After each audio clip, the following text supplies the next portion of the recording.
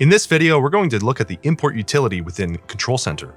Once you log into Control Center, from the dashboard, we're going to click into the Point of Sale tab, then Other, then Import Utility. From here, you're going to select your import type. In this example, we're going to do a price adjustment. Click on the drop-down menu and select Product Pricing.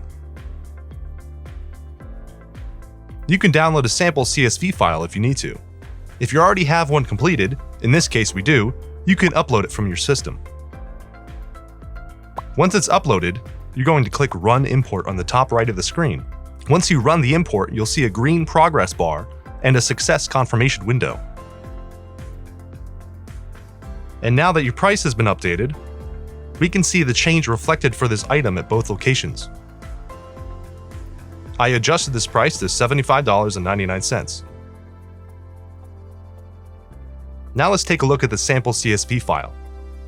We have the UPC number, the price book zone. If you only have one, it would be the default zone. And then you have the price and the cost of the item. The price or the cost can be left blank as long as one of them is filled out. If you're only adjusting the price, only type in the value of the price that you want to change it to. If you're only adjusting the cost, only have the cost filled out. And if you're adjusting both, enter the value in both fields. If you're running the import for other values, we have a sample CSV file for each that you can download. You can see what and how to import any other fields or sections within the software. There are many different datasheets that can be used, so take a look. And that covers the import utility in FTx Control Center.